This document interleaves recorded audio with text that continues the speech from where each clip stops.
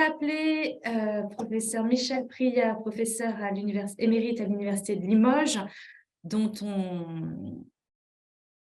on peut toujours le présenter, mais nous sommes très heureux de l'avoir. Nous avons le plaisir de présenter à présent un projet qui me tenait spécifiquement à cœur et je le remercie, ainsi que le professeur Monsieur Ali Mekwar, qui est le co-directeur du CIDCE, qui est en ligne, mais qui, pour aussi des raisons de santé, ne prendra pas la parole, mais nous la saluons très chaleureusement. Professeur Michel Prieur est ce mentor des mentors et c'est grâce à lui que j'ai découvert le droit international et régulièrement avec le Centre international de droit comparé pour la protection de l'environnement, il propose aux enseignants et aux étudiants de l'accompagner dans des conférences internationales à l'ONU et nous avons commencé nos escapades en 2015. Ce qui est passionnant avec le professeur Michel Prieur lorsqu'il vous emmène dans ces conférences internationales onusiennes, c'est que se joue derrière la scène des stratégies diplomatiques qui parfois se jouent vraiment à l'occasion peut-être d'un dîner, à l'occasion d'une négociation dans un couloir, et toujours sur un contexte de géopolitique très marqué. Et moi, j'ai trouvé ça absolument passionnant d'être formée ainsi par professeur Michel Prieur. Je pense que toutes les personnes lui remercient pour cette transmission. Et en tant qu'enseignante, parce que maintenant je suis enseignante, je me disais, comment va-t-on faire pour transmettre à notre tour à nos étudiants ces coulisses environnementales, ces coulisses, ces secrets, ces techniques de diplomatie qui ont permis l'adoption des grandes conventions internationales. Comment on va transmettre un savoir qui finalement se sait que par nos mentors qui ont participé en étant pionniers à ce droit international de l'environnement. Je parle également de Ali Mekwar. Donc, sans plus tarder, je donne la parole au professeur Michel Prieur qui va présenter comment on a mis en place ce projet de recherche, quelle a été la méthodologie suivie. Et même si vous ne verrez pas Ali Mekwar en ligne, il faut le saluer très chaleureusement et lui adresser tout particulièrement nos sincères remerciements, car sans lui, il n'y aurait pas cet ouvrage. Merci, Émilie. Bonjour à toutes et à tous. Donc, nous allons présenter l'ouvrage qui va sortir, je crois, dans les semaines qui viennent, aux éditions Marais et Martin, qui s'intitule « Immersion dans les coulisses de la diplomatie environnementale internationale ». Alors, la diplomatie environnementale internationale fait l'objet, depuis quelques années, d'une attention particulière du monde politique et des chercheurs, compte tenu du nombre considérable de négociations internationales intervenues depuis maintenant une cinquantaine d'années, mais avec un rythme toujours aussi grand, puisque dans les années récentes, on a vu la négociation de la Convention sur la biodiversité au-delà des eaux des juridictions nationales et qu'on est en train de vivre la négociation sur le projet de convention sur les déchets plastiques et la négociation sur la convention sur les pandémies que nous avons présentée hier. Donc le rythme de négociations internationales sur l'environnement ne faiblit pas, bien que le contexte global, évidemment, des politiques environnementales menées par les États nous conduise souvent à nous interroger sur le maintien des objectifs universels de protection de l'environnement, mais dans le domaine diplomatique, ce maintien continue à exister. Il ne ralentit pas.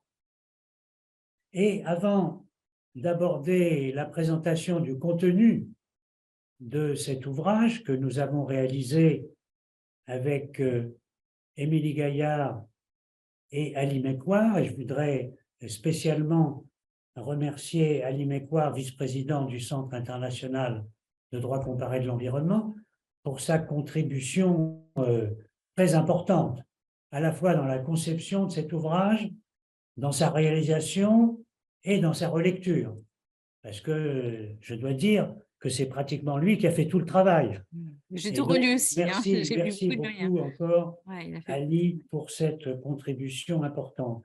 Alors, il y a eu dans les années récentes quelques ouvrages, je ne vais pas tous les évoquer, mais ceux qui ont abordé un peu le thème de la diplomatie environnementale, qui sont parus et que je voudrais présenter d'un mot. D'abord, un rapport d'ordre plus politique à l'Assemblée nationale du 13 mai 2009 qui s'intitule « La défense de l'environnement comme un outil de la diplomatie environnementale ». Et donc, c'est un peu la découverte par le Parlement français qu'il y a une diplomatie spécifique environnementale liée à la défense de l'environnement. Et puis, en 2013, un ouvrage qui s'appelle « Négociations internationales » qui a été publié sous la direction de Franck Petiteville et de Delphine Plédy-Frotte, publié aux éditions Sciences Po Les Presses, dans lequel une grande partie de l'ouvrage sur les négociations internationales porte, comme par hasard, sur des exemples relatifs à l'environnement. Parce qu'évidemment, il y a de plus en plus de négociations environnementales. Et puis le troisième ouvrage que je voudrais évoquer a été publié à la suite d'un colloque qui a eu lieu en 2014, et l'ouvrage publié en 2015 sous la direction de Éric Canal-Forgue s'intitule « Démocratie et diplomatie environnementale ». Et dans cet ouvrage très intéressant, « Démocratie et diplomatie environnementale », il présente d'une façon assez classique mais approfondie finalement les trois temps de la diplomatie environnementale. Le temps de la négociation, le processus de négociation, le temps ensuite de la décision et de l'application, le processus de la décision et de l'application, et enfin, troisième temps, le temps du processus de contrôle de la mise en œuvre de ces conventions internationales. Et donc, effectivement, ce sont les trois temps classiques de la diplomatie environnementale. Alors, notre ouvrage se situe plutôt dans le premier temps, à savoir le temps du processus de la négociation. Mais à la différence des ouvrages et documents que je viens de présenter, notre livre a une autre ambition. Il ne s'agit pas de décrire théoriquement la négociation des traités internationaux selon la Convention de Vienne sur les traités et selon l'apport plus ou moins intense de la fameuse déclaration d'Almaty adoptée à la deuxième conférence des parties de la Convention d'Aarhus en 2005, qui incite fortement les acteurs de la négociation environnementale d'appliquer les grands principes de la Convention d'Aarhus, l'information, la participation et l'accès à la justice, mais dans le cadre du processus international de négociation, et donc un document qui s'adresse non pas tant aux États, mais qui s'adresse aux institutions internationales, les secrétariats des conventions, les secrétariats des grandes conventions, et qui s'adresse à ce qu'on appelle les parties prenantes, les acteurs non étatiques, et notamment les ONG, qui contribuent de plus en plus comme acteurs, souvent dans les coulisses, comme acteurs de la négociation internationale. Et donc notre ouvrage ne va pas présenter les fondements théoriques sur la base à la fois de la Convention de Vienne et de la Déclaration d'Almaty, mais va présenter des contributions inédites sur ce qu'on a appelé les coulisses de la négociation environnementale et de la diplomatie environnementale au sens général pour essayer, avec les acteurs de ceux qui ont effectivement participé à ces négociations, de voir comment se déroulent ces négociations au-delà de l'aspect officiel et juridiquement organisé. Et c'est ainsi que nous avons sélectionné, sûrement de façon tout à fait hasardeuse et non scientifique, sélectionné des volontaires, il fallait encore trouver les volontaires, pour donner ces témoignages. Les uns ont été donnés par des contributions écrites, les autres ont été donnés à travers des contributions enregistrées, à travers un questionnaire qu'il a fallu ensuite traiter et rédiger. Et le résultat, c'est 23 contributions provenant d'une vingtaine de pays différents, avec des personnalités qui ont des profils socio-professionnels très variés, puisqu'il s'agit à la fois, évidemment, de diplomates, mais aussi de politiciens, de juristes, d'avocats, d'universitaires, de fonctionnaires internationaux et de militants d'organisations non gouvernementales. Et donc un panel d'acteurs de la négociation qu'on a essayé d'interviewer dans les coulisses pour voir comment se sont passées les grandes négociations internationales depuis une quarantaine ou une cinquantaine d'années. Et donc, le résultat, c'est cet ouvrage dont vous voyez sur l'écran, je pense, oui, la page de garde et la liste des différentes personnalités qui ont contribué et qui, par conséquent, nous montre un peu comment se déroulent ces négociations. Alors, je ne vais pas vous révéler le contenu de cet ouvrage. Déjà, la première de couverture, je ne suis pas sûre qu'on ait... Déjà, c'est la révélation de la première page de couverture. Mais très rapidement, l'ouvrage va sortir. Il fera l'objet d'une présentation, je crois, à Paris, avec l'appui de la chaire Normandie pour la paix. Et ensuite, il sera évidemment largement diffusé. Mais donc, je ne vais pas vous révéler le contenu. Je vais simplement, à cette étape, insister sur des éléments plus généraux du contexte de la négociation internationale telle qu'elle se déroule à l'heure actuelle, telle que j'ai moi-même l'ai vécue comme président d'une ONG internationale, aussi dans les coulisses, parce que les ONG sont dans les coulisses, dans la mesure où elles ne participent pas officiellement et directement aux négociations. Et alors, je voudrais simplement évoquer trois éléments principaux relatifs à ces négociations environnementales. Le premier, c'est de bien noter la multiplicité des lieux de négociation. Parce qu'évidemment, juridiquement, le lieu de la négociation, c'est l'Assemblée plénière qui adopte le document, qui adopte le traité, qui adopte la résolution. Ça, c'est la face juridique de la négociation.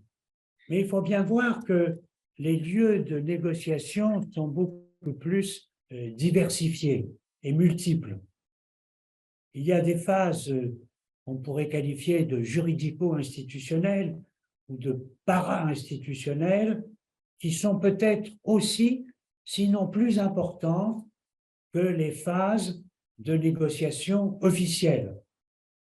Il s'agit des comités qui préparent la négociation, pas simplement durant la période finale de la négociation, mais surtout en amont. Avant la période de négociation officielle, il y a eu un nombre considérable de comités avec des diplomates et des experts, et non pas les chefs d'État et de gouvernement, qui ont contribué à déjà déblayer largement le terrain et à fournir un document qui va être négociable. Les groupes de travail, les side events, les événements parallèles qui ont eu lieu avant même la phase de négociation dans des conférences, des colloques, où il y a eu des événements parallèles dans lesquels aussi bien les États que les ONG présentent leurs idées, leurs propositions futures.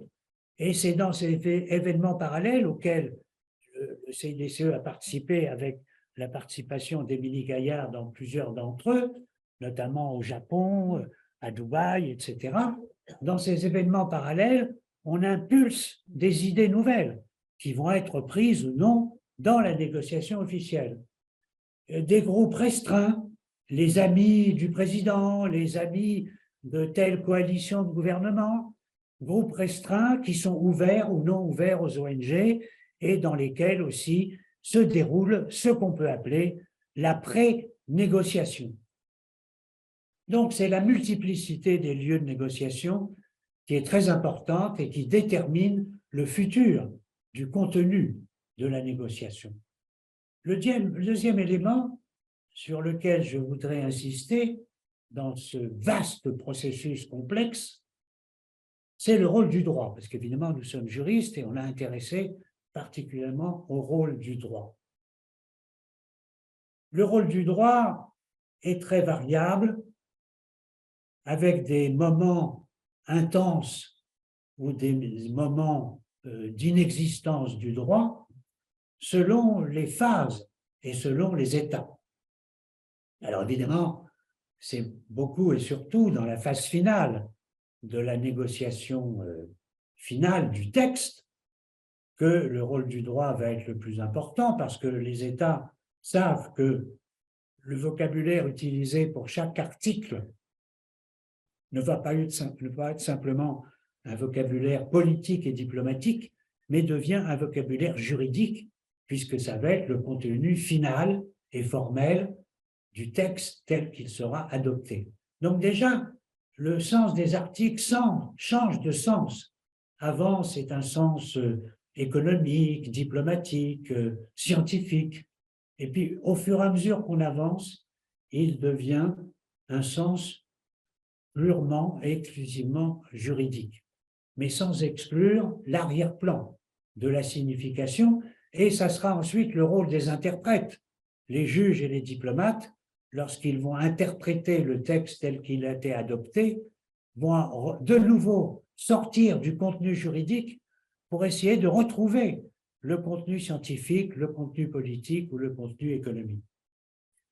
Et alors, je voudrais livrer ici une expérience récente qu'on a vécue avec Émilie Gaillard à Paris lors de la négociation du projet de convention sur les déchets plastiques, où tout à coup, on a vu le rôle du droit prendre une importance inattendue et considérable pendant la négociation à Paris de la deuxième phase du processus sur les déchets plastiques, où tout à coup, on a parlé pendant 3 jours et demi du règlement intérieur de négociation de la Convention. Alors que normalement, lors d'une négociation internationale, au début, le président énonce que le règlement de la conférence est tel. Souvent, c'est d'ailleurs un règlement qui reste encore provisoire parce qu'il y a des États qui ont laissé entre crochets certains éléments, mais ça n'empêche pas la négociation. Et donc, on admet tous par consensus qu'il y a un règlement adopté plus ou moins formellement. Mais là, voilà qu'un certain nombre d'États ont soulevé le lièvre, si je puis dire, du règlement intérieur et pendant 3 jours et demi se sont disputés sur le contenu du règlement intérieur. Et pendant ces 3 jours et demi, on n'a pas parlé des plastiques, évidemment, qui était l'objet de la négociation. On n'a parlé que du droit, à travers le rôle des règlements intérieurs dans le droit des négociations internationales. Et je crois que c'est peut-être une des premières fois à ce niveau d'intensité que le rôle du droit a eu une telle importance et a véritablement bloqué le processus de négociation, parce qu'ensuite, il ne restait plus qu'1 jour et demi pour parler des plastiques. Donc, sur 5 jours où on devait parler des plastiques, on n'a parlé des plastiques que pendant 1 jour et demi. Tout le reste, c'était sur le règlement intérieur. Et donc, on voit là qu'il faut évidemment anticiper ce genre d'incident diplomatique en essayant de régler par avance, autant faire se peut, le contenu du règlement intérieur, et surtout, c'est le rôle, et on voit là l'importance dans la stratégie de négociation, le rôle du président de la conférence de négociation, de faire en sorte qu'il n'y ait pas ce type de dérapage. Enfin, troisième élément de la négociation, qui nous concerne évidemment particulièrement en tant que scientifique et en tant que juriste, c'est la participation des ONG à la négociation, que ce soit les ONG de terrain ou les ONG scientifiques comme le Centre international de droit comparé de l'environnement. Cette participation est dans l'ouvrage qui va être diffusé sur les coulisses. Il y a plusieurs chapitres et plusieurs paragraphes qui montrent le rôle des ONG, qui souvent, évidemment, est soit déterminant, soit inexistant, soit limité, selon les cas, mais qui, en tous les cas, est toujours quelque part, soit officiellement, soit dans les coulisses. Mais ici, on se heurte évidemment à des problèmes qui sont des obstacles à l'effectivité du rôle des ONG dans la négociation. C'est celui qui a été les obstacles qui sont énoncés d'ailleurs dans la déclaration d'Almaty de 2005 de la conférence d'Aarhus. C'est le problème de la transparence et de l'information. Dans quelle mesure les ONG disposent-elles véritablement des informations au-delà des documents officiels? Parce qu'avant le zéro draft, qui est le point zéro du texte sur lequel on peut commencer à discuter, il y a des avant zéro draft, et ces avant zéro draft, eh bien, malheureusement, trop souvent, les ONG n'ont pas accès aux premières ébauches du texte lui-même, et donc sont assez impuissantes, notamment pour nous en tant que juristes, pour pointer les problèmes juridiques qu'il s'agit ensuite de mettre en avant. On ne peut intervenir efficacement que lorsqu'on connaît véritablement le texte. Avant, on ne peut faire que des idées totalement générales, et c'est ce qui se passe notamment pour la négociation sur les plastiques, où on ne dispose pas encore d'un zéro draft, et par conséquent, les propositions qu'a fait le Centre international de droit comparé de l'environnement sont en quelque sorte à l'aveugle. C'est des propositions purement théoriques et abstraites qui ne reposent pas encore sur le texte tel que les négociateurs vont le présenter. Donc, la transparence et le secret sont évidemment en amont de la négociation un obstacle important. Et puis, durant la négociation, il y a toute une série de séances dans lesquelles les ONG n'ont pas accès. Il y a des comités restreints où il y a écrit exclusivement réservé aux États. Et donc là, les ONG ne peuvent pas rentrer. C'est comme lorsqu'il y a eu les négociations de Rio + 20 auxquelles nous avions participé, il y avait des séances ouvertes et des séances pas ouvertes.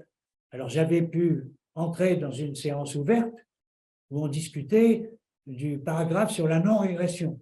Alors évidemment, on était particulièrement intéressés puisqu'on avait contribué à formuler cette proposition sur la non-régression.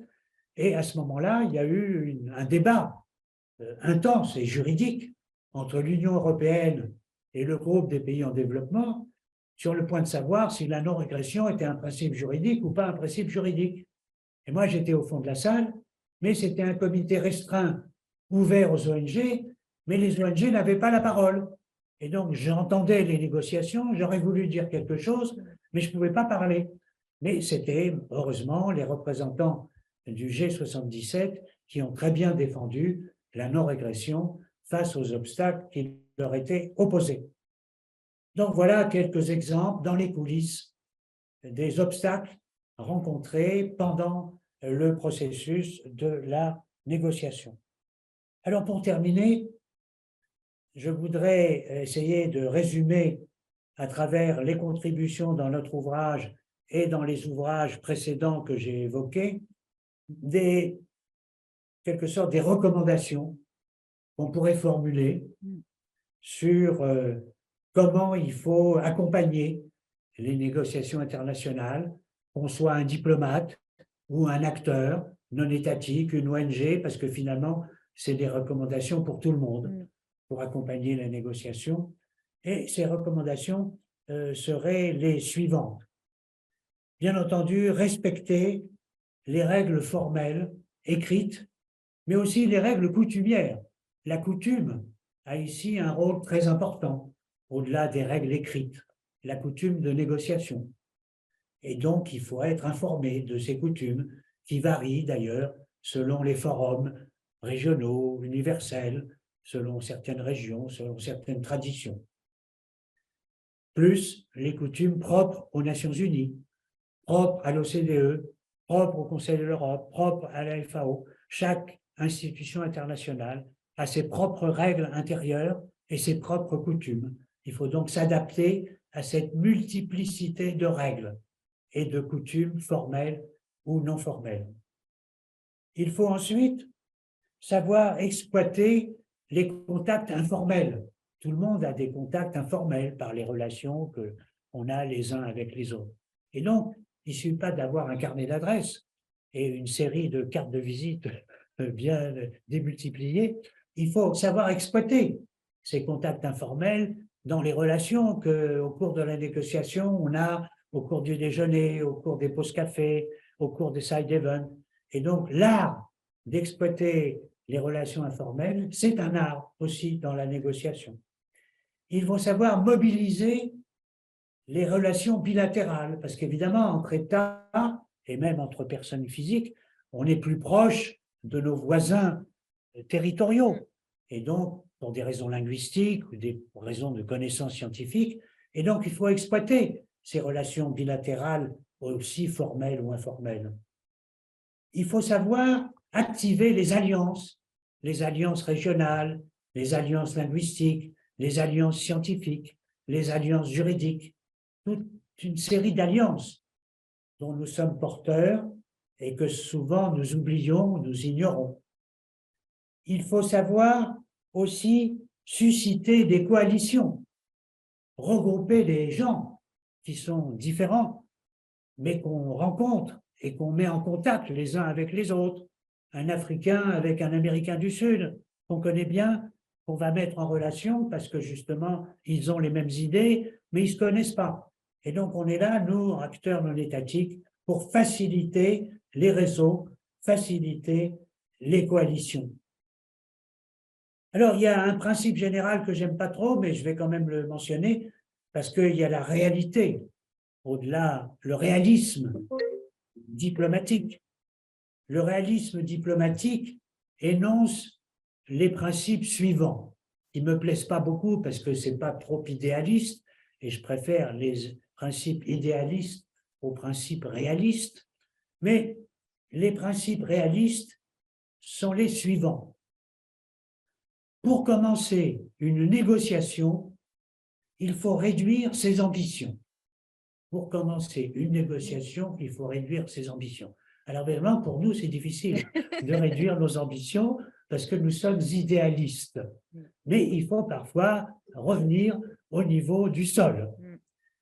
Et ça, c'est au niveau du commencement des négociations. Et puis ensuite, il y a le niveau, évidemment, de la conclusion des négociations. Et le réalisme diplomatique nous enseigne, pour conclure une négociation, il faut accepter des compromis. Et donc, il faut savoir faire des compromis. Je vous remercie. C'est fabuleux. C'est fabuleux d'avoir ce genre d'explication. Merci infiniment, Michel, parce que je pense que là, en fait, avec cet ouvrage, moi, j'ai l'intuition qu'on ouvre une collection, en fait, parce que c'est un thème qui peut être décliné à l'infini, et c'est exactement ce que le professeur Michel Prieur vient de partager avec vous. C'est-à-dire qu'il y a différents comités, il n'y a pas que les grandes conférences plénières. Les rôles des side events, moi, ce qui m'avait marqué, le side event au Japon, c'est qu'on avait poussé les droits de l'homme. Il n'y avait rien dans le premier draft sur les droits de l'homme. Ce qui m'a frappé aussi à l'UNESCO, la dernière convention, on a été pris en otage par un groupe très restreint en contexte de guerre, il faut dire, le contexte contemporain, et on a perdu 2 jours et demi. J'ai vu tous les délégués, nous avons vu l'ensemble des délégués. 3 jours. 3 jours et demi, j'ai même réduit. C'était incroyable et ça faisait froid dans le dos, et on a vu des délégués, notamment d'Amérique latine, qui rappelaient que tous les délégués du monde entier s'étaient déplacés étaient financés par le contribuable, que c'était des sommes d'argent incroyables, un investissement collectif mondial, et on était pris tous en otage par Le règlement est derrière. 4 personnes qui vraiment ont joué sur des questions de technicité juridique. Je pense aussi personnellement, exactement quand on voit Michel Priard qui est dans la salle, qui a une expertise à donner, et tout le monde en fait en tant qu'universitaire, on a des expertises à donner, chacun dans son domaine. Ce qui est fort regrettable, c'est qu'il n'y a pas de place spécifique donnée aux experts. Parfois, il y a des tours d'audition des experts, mais pas pendant la négociation internationale. Et moi, j'ai trouvé ça étonnant d'avoir quelqu'un qui a la réponse dans la salle et ne pas pouvoir prendre la parole. Et je pense que là, il y a vraiment quelque chose qui est à améliorer. Peut-être que toutes les délégations devraient au moins avoir un expert nommé dans le domaine donné. Enfin, c'est mon impression d'extérieur lorsque j'ai découvert naïvement cet univers. J'adresse mes sincères salutations aussi aux collègues, notamment à Catherine Lebris, qui est une brillante internationaliste qui a été avec nous aussi au Japon. Il y en a bien d'autres, hein, bien évidemment, mais je pense que c'est aussi un bonheur de partager ces expériences avec des internationalistes que je n'étais pas. Et en tout cas, merci du fond du cœur pour toute cette aventure. Je pense que cet ouvrage va être un premier, pour moi, c'est une première étape, vraiment. Je ne le vois pas comme un aboutissement. Il y a 23 chapitres. Il y a des contributeurs absolument remarquables. Nous remercions infiniment Christina Vogt, qui est la présidente de la Commission mondiale du droit de l'environnement de l'Union internationale pour la conservation de la nature, qui n'a fait que nous soutenir tout au long de cette charte d'excellence Normandie pour la paix, et que vous entendrez demain parce qu'il y a un très beau projet porté et qui va dans la session dédiée à la justice climatique et à la saisine de la Cour internationale de justice. Et Christina Vogt est une éminente internationaliste qui a mis en valeur cet ouvrage, qui regroupe des diplomates. Moi, j'avais participé à l'interview avec Brice Lalonde, qui regroupe des personnes qui sont actuellement en poste, qui ont fait carrière à l'ONU ou au programme des Nations Unies pour la protection de l'environnement. Donc, nous espérons et nous formulons humblement le vœu que ça va intéresser les étudiants, que ça va interpeller, que ça va nourrir d'autres dynamiques. Personnellement, moi, ce que ça m'inspire, c'est d'ouvrir une série. Il pourrait y en avoir d'autres sur le droit de l'environnement, mais hier, par exemple, nous avons une session sur les droits des peuples autochtones et je souhaiterais, je formule le vœu, d'avoir une immersion dans les coulisses du droit des peuples autochtones avec des ONG, avec des diplomates. Dans la charte Normandie pour la paix, c'est ça qui est passionnant, c'est que tout est relié. L'une des figures maîtresses qui a participé à la rédaction de la Déclaration internationale des droits des peuples autochtones, qui est le juge Davidé, qui est philippin, n'est autre que le même juge qui a ouvert la voie aux droits des générations futures en étant le juge de la Cour suprême des Philippines, qui a reconnu le droit des générations futures dans l'affaire Oposa versus Factoral. Donc, c'est très intéressant de voir comment tout est lié par-delà les disciplines juridiques. Il y a des destins croisés. Aline Ware, que vous verrez demain, et je pense au niveau de la société civile internationale, une personnalité qui a un génie de stratégie dans la diplomatie portée par la société civile internationale. Donc, vous voyez, il y a plusieurs textures de diplomatie par la société civile, par les États, par les experts. Et ça, c'est intéressant de voir la richesse. Peut-être peut-on mentionner, parce que je trouve que c'était quand même une thèse remarquable, la thèse de ton étudiant. Je te laisse nommer cette thèse sur la diplomatie environnementale. Oui, une thèse sur les acteurs non étatiques, mais alors c'est dans le contrôle de l'application, c'est la troisième phase, c'est pas dans la négociation, c'est dans le contrôle. C'est Jean-Michel Attah qui a fait sa thèse à Limoges en 2020, je crois, et qui a systématiquement étudié les processus juridiques et parajuridiques de la participation des ONG spécialement, mais dans le contrôle de l'application et de la mise en œuvre au-delà des institutions officielles de contrôle. Et donc, c'est la troisième phase de la négociation diplomatique. Il faudrait maintenant qu'il y ait une thèse sur l'amont qui rende compte justement de la première et de la deuxième phase pour compléter. Ça ferait les deux autres volumes, les deux autres volumes de l'appel est lancé alors. Voilà. Bon, on va vous proposer une petite pause. Est-ce qu'il y a des questions-réponses? Attendez, je regarde avant de rendre l'antenne. On a l'impression d'être... non, ça c'était pour tout à l'heure, je pense. En effet, tu vois, ok. En tout cas, on s'accorde un quart d'heure de pause et on se retrouve à 11h10. À 11h10, nous allons entamer mis une nouvelle session qui me tient particulièrement à cœur et à toutes les personnes qui ont participé à ce colloque, qui est le colloque sur la boussole des possibles de Mireille Delmas-Marty. C'est la ligne de recherche numéro 12. Vous voyez bien qu'aujourd'hui, par rapport à hier, où vraiment on a parlé de sujets vraiment d'expertise très ciblés, aujourd'hui, on va prendre une approche plus holistique sur cette innovation responsable, sur ces négociations et